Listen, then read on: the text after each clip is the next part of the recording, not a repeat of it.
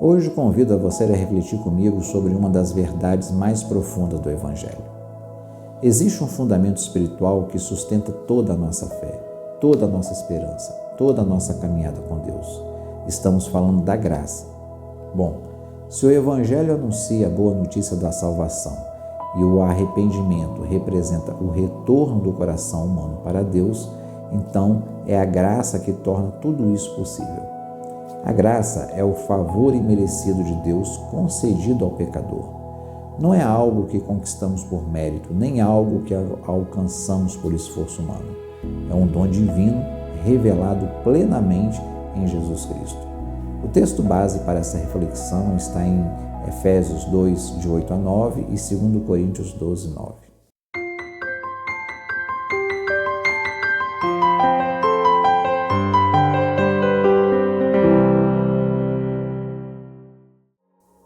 Olá, meu irmão e minha irmã, que a graça e a paz de nosso Senhor Jesus Cristo esteja com você.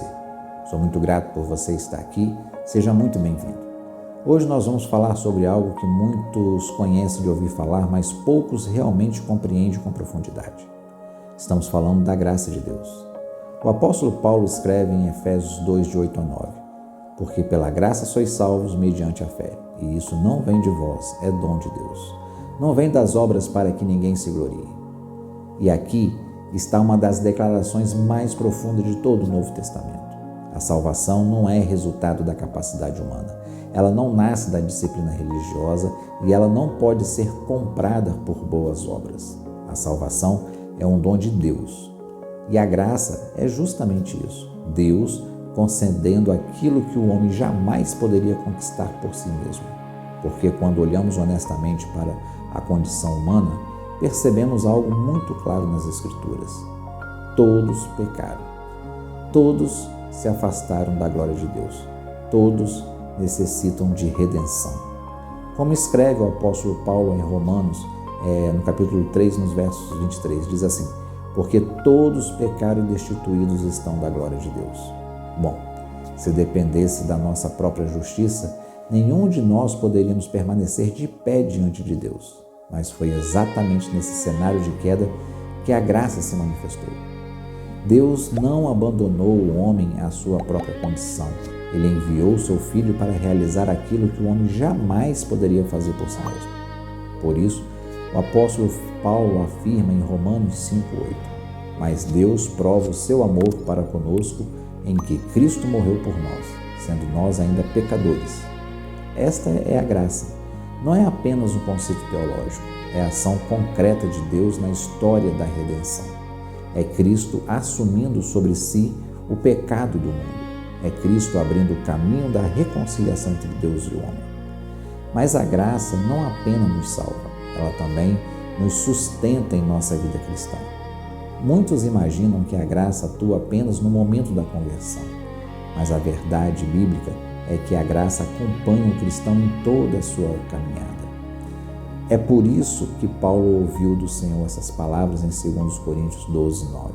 A minha graça te basta, porque o meu poder se aperfeiçoa na fraqueza.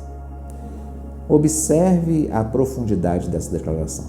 Deus não disse a Paulo que removeria todas as suas fraquezas. Deus disse que a graça seria suficiente para sustentá-lo em meio a elas. Isso nos ensina algo extremamente importante. A vida cristã não é sustentada pela força do homem, ela é sustentada pela graça de Deus. É a graça que nos levanta quando tropeçamos. É a graça que nos fortalece quando estamos cansados. É a graça que nos conduz no processo de santificação. Mas é importante compreender algo com muita clareza. A graça de Deus não é licença para o pecado. A verdadeira graça não conduz à libertinagem, mas à transformação. O próprio apóstolo Paulo enfrenta essa questão em Romanos 6, de 1 a 2, quando ele pergunta: que diremos, pois? Permaneceremos no pecado para que a graça seja mais abundante? De modo nenhum. A graça não nos encoraja a continuar no pecado, pelo contrário, ela nos conduz a uma vida nova. Ela transforma o coração, ela renova a mente e direciona os passos do cristão no caminho da santidade. como escreve Paulo em Tito 2, de 11 a 12. Porque a graça de Deus se manifestou trazendo salvação a todos os homens, ensinando-nos que, renunciando à impiedade e às paixões mundanas, vivamos neste presente século, sóbria, justa e piedosamente. Perceba algo profundo aqui. A graça ensina, ela forma o caráter, ela molda o coração, ela conduz o cristão a uma vida que glorifica a Deus. Meu irmão, minha irmã, talvez hoje você esteja passando por um momento de fraqueza espiritual.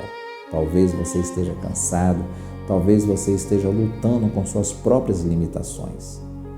Mas há uma verdade que precisa permanecer firme no seu coração. Você não permanece de pé por causa da sua própria força. Você permanece de pé porque a graça de Cristo te sustenta. E essa mesma graça que salva é a graça que transforma, é a graça que fortalece e é a graça que nos conduz até o fim da caminhada. Por isso, a pergunta que preciso fazer hoje é: você está tentando viver a vida cristã confiando apenas em si mesmo? Ou você está aprendendo a descansar na graça de Deus? Porque a graça não apenas inicia em nós somente em nossa conversão. Ela nos acompanha todos os dias da vida cristã. E talvez hoje o Senhor esteja dizendo ao seu coração exatamente aquilo que disse o apóstolo Paulo: a minha graça te basta. Faça essa oração comigo. Pai, nosso Deus e Senhor, nós te agradecemos por tua graça revelada em Cristo Jesus.